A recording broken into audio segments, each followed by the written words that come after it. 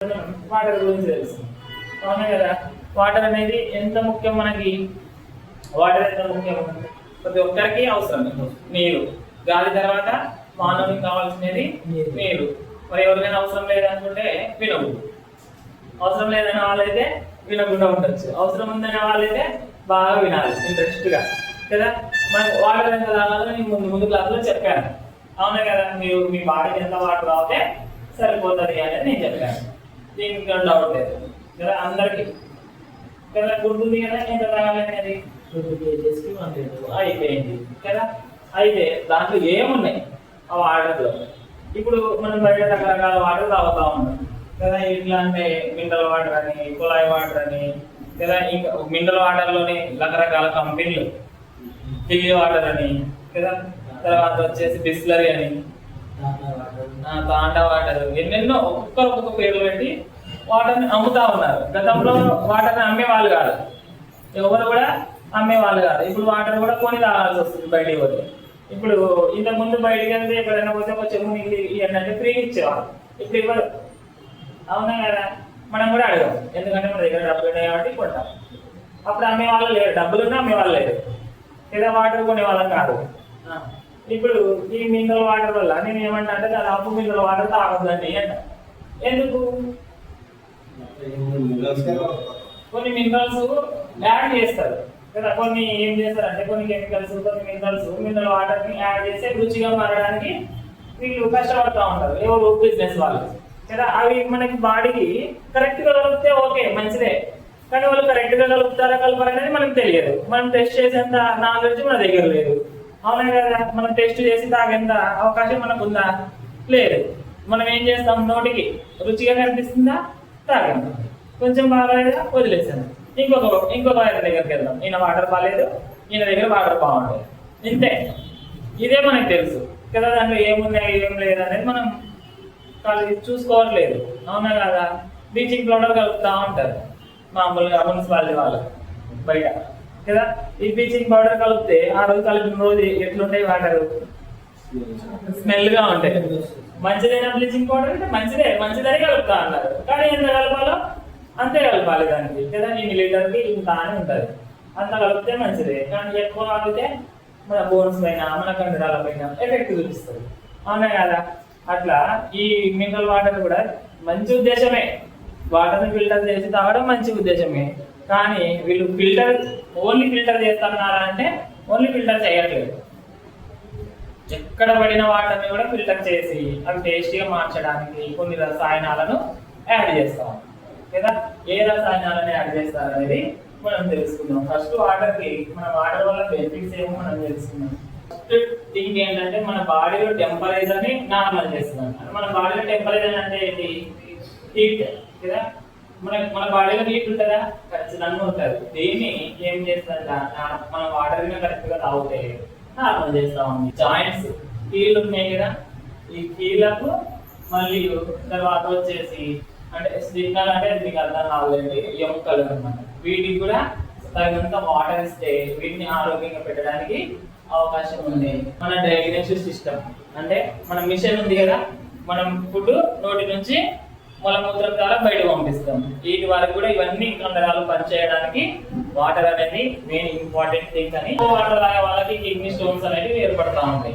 మనం ఎప్పుడైతే water correct వేలో తాగి మన బాడీ కావాల్సినన్ని వాటర్ తాగి మనం ఏం చేయాలా, కిడ్నీలో స్టోన్స్ ఉన్నా కూడా డాక్టర్ గారు చూడండి, మన కిడ్నీలో స్టోన్స్ ఉన్నాయి, ఎవరైనా డాక్టర్ దగ్గరికి వెళ్ళారు ఇంతకుముందు వెళ్ళారా? ఎవరైనా మీరు వెళ్ళారా? ఏం చేస్తారు అక్కడ? వాళ్ళు సర్జరీ చేస్తారు, అది పక్కన పెట్టేస్తారు. కానీ ఫస్ట్ కొంచెం ప్రయత్నాలు చేస్తారు, సర్జరీ చేయకముందు కొన్ని ప్రయత్నాలు చేస్తారు.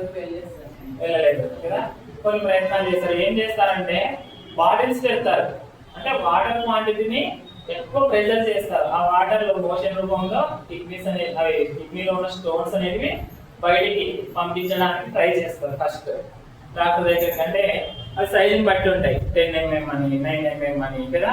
అవి వాటర్ ద్వారా వెళ్ళగలవు బయటికి అన్నప్పుడు డాక్టర్ గారు ఏం చేస్తారంటే బాటిల్స్ వెనుక బాటిల్స్ కడతానే ఉంటారు. ఆ వాటర్ అంతా మన బాడీలో పోయి మనకి మోషన్ అనేది ప్రెజర్ అయిపోతుంది. ఆ ప్రెజర్ లో ఆ కిడ్నీలో ఉన్నటువంటి స్టోన్స్ బయటికి రావడానికి అవకాశం, ఈ ప్రయత్నం చేస్తారు ఫస్ట్. ఇది ఫెయిల్ అయితే తర్వాత సర్జరీ దాకా వెళ్తారు. 3 అంటే ఏంటి, మన యొక్క ఏకాగ్రత. వాటర్ కింద మనం కరెక్ట్ తీసుకుంటే ఏమవుతుంది, మన ఏకాగ్రత అనేది మైండ్ మెచ్యూర్ అంటారు కదా, కంపల్సరీ ఇంప్రూవ్ చేసుకోవచ్చు అని చెప్తారు. మినరల్ వాటర్ గురించి కొన్ని ప్రయోజనాలు ఉన్నాయని చెప్తా ఉన్నారు. అవి ఈరోజు తెలుస్తుంది. మన ఏమైతుంది, శారీరక విధులు అంటే మన పనులు ఉంటాయి కదా, శారీరక పనులు, వీటికి కరెక్ట్ వేలో చేసుకోవడానికి ఈ మినరల్ వాటర్ కూడా యూజ్ అవుతుంది. సోడియం, పొటాషియం, కాల్షియం ఇలాంటి మినరల్స్ ఉంటాయి కదా, ఇవి బ్యాలెన్స్ గా ఉండడానికి ప్రయత్నం చేస్తా ఉంది. ఇవన్నీ మినరల్స్ మనకు సహజంగా లభించాలి అంటే వాటర్ లోనే ఉండాలి. అటువంటి వాటర్ రానప్పుడు మనకి మంచిగా వాటర్ అనేది అబ్జెక్షన్ అవుతుంది. కానీ మనకి వీళ్ళు ఏం చేస్తారు, మినరల్ వాటర్ వాళ్ళు ఇంకా రుచిగా మారడానికి ఇంకా కొంచెం ఎక్కువగా యాడ్ చేస్తారు. ఇంతకుముందు బోన్స్ గురించి చెప్పేటప్పుడు 4 రకాల మినరల్స్ చెప్పాను, అవునా కదా? ఏమేమి చెప్పాను, మెగ్నీషియం, పొటాషియం, కాల్షియం, సోడియం కదా. ఇవి ఎముకల దృఢత్వానికి పనిచేస్తాయని బోన్స్ క్లాస్ లో చెప్పాను. పెయిన్స్ గురించి చెప్పేటప్పుడు 3 days ఇదే క్లాస్ చెప్పాను, అవునా కదా? అయితే వీటిని యాడ్ చేస్తారు. ఈ మెగ్నీషియం అనేది గుండె పనితీరుకు పనిచేస్తుంది. మనం తాగే వాటర్ లో మెగ్నీషియం తగినంత మన బాడీకి ఎంతైతే అవసరం ఉందో అంత ఉంటే మన గుండె లయ అంటే మన ఉంది కదా, ఉందా లేదా, ఉందా? వెంకటేశ్వరం నీకుందా? అందరికి ఉండాలి. అంటే ఇది కూడా గుండె లయ కూడా కరెక్ట్ గా ఉండాలి. నిమిషానికి ఎన్నిసార్లు కొట్టుకోవాలి, మన గుండె 72 సార్లు కొట్టుకోవాలి. కొట్టుకుంటే మనం ఆరోగ్యంగా ఉన్నట్టు, అవునా కదా? అప్పుడు ఏ మినరల్ అవసరం అవుతుందంటే మెగ్నీషియం అనే మినరల్ కూడా ఈ గుండె లయకు అవసరం అవుతుంది. అది ఎక్కడ దొరుకుతుందంటే మన వాటర్ లో కూడా, మనం తాగే వాటర్ లో కూడా తగినంత ఉండాలి. శారీరకంగా పనులు చేస్తూ ఉంటాం కదా, మన చేతుల్లోనే కదా మనం పనులు చేసేది. నడవాలన్నా శరీరం సపోర్ట్ కావాలి, ఏ పని చేయాలన్నా శరీరం సపోర్ట్ కావాలి. వాటికి కూడా ఈ వాటర్ అనేది యాడ్ అవుతా ఉంది. తర్వాత జీర్ణక్రియ, పొట్ట, అవునా కదా? ఈ పొట్టకు కూడా తగినంత వాటర్ ఇస్తే ఆ వాటర్ లో ఈ ఖనిజాలు ఉంటే ఇవి కూడా డైజెస్టివ్ సిస్టమ్ అనేది కరెక్ట్ వేలో పనిచేస్తూ ఉంది, అవసరం అవుతా ఉంది అని చెప్తా ఉన్నారు. తర్వాత ఏముంది, పైన సోడియం వచ్చేసి 200 mg ప్రతిరోజు మనం ఆహారంలో భాగంగా మనం తీసుకున్నట్లయితే ఇది సరిపోతా ఉన్నాయి. ఇవన్నీ మనకి ఖచ్చితంగా మన షేక్లో దొరుకుతాయి. బయట మినరల్ వాటర్లో కూడా ఇవన్నీ ఉన్నాయి కాబట్టి వీళ్ళు ఎంత కలపాలనేది, ఈ లిస్ట్ అనేది వాళ్ళ దగ్గర ఉండదు. ఉన్నా కూడా వాటిని ఎలా లెక్క కట్టాలనేది వాళ్ళకి తెలియదు కదా. ఎలా లెక్క కట్టాలనేది తెలియదు, ఎలా పడితే అలా గుడ్డి కొలతలు, ఇన్ని లీటర్లు వాటర్ ఉంటే ఒక మూత వేసేసారు, ఇలా గుడ్డి కొలతలతో కలుపుతూ ఉంటారు బయట ప్లాంట్స్ వాళ్ళు. కాబట్టి అవి కొంతవరకు మనమైతే వాళ్ళని మార్చడం మన వల్ల కాదు, వాళ్ళదంతా మార్చడం మన వల్ల కాదు, మనం ఒక్కరే మారితే చాలు, అవునా కదా? ఇప్పుడు అందరినీ మార్చాలంటే మన వల్ల అయితే కాదు. కాబట్టి మనం ఏం చేయాలంటే దాదాపు మనమే ఫిల్టర్ చేసుకునేటప్పుడు వాటర్ని ఉండాలి. మనకు సహజంగా దొరికే వాటర్ చాలు. ఇప్పుడు పల్లెల్లో 2 బావులు ఉంటాయండి. ఒక బావులో మాత్రం ఉప్పు నీళ్ళు ఎక్కువ వస్తాయి, ఒక బావులో ఏమో మంచి నీళ్ళు వస్తాయి. ఎందుకు కారణం అంటే ఈ ఖనిజాల లోపం, సోడియం లోపము, లేదంటే ఏదో ఒక లోపం, ఈ 4 ఏదో ఒక లోపం ఉంటుంది. అందుకని అవి సహజంగా అక్కడ రావట్లేదు మనకి. కాబట్టి మనం ఎక్కడైతే దొరుకుతాయో మంచిగా అక్కడికి వెళ్ళి తీసుకొని వాటిని ఏం చేస్తామంటే కొంతవరకు ఫిల్టర్ చేసుకుని తాగితే బెటర్. బోర్ వాటర్ మంచిగానే ఉంటాయి కదా, బోర్ వాటర్ తెల్లగా ఉంటాయి, అవునా కదా? ఎందుకంటే ఫిల్టర్ చేయాల్సిన అవసరం కూడా ఉండదు నాకు తెలిసి. ఆటోమేటిక్గా మనకు భూమిలో నుంచే ఫిల్టర్ అయ్యి బయటకు వస్తూ ఉంటాయి. ఏ వాటర్ చెడిపోతుంది అంటే బావుల్లోకి, వాగుల్లోకి, ఇలాంటి వాటర్ అయితే కలుషితం అవుతున్నాయి. బోర్ వాటర్ ఎప్పుడు కలుషితం కావు, ఎందుకంటే డైరెక్ట్గా మనము భూమి బావిలో నుంచి తీస్తా ఉన్నాం బయట కదా. కాబట్టి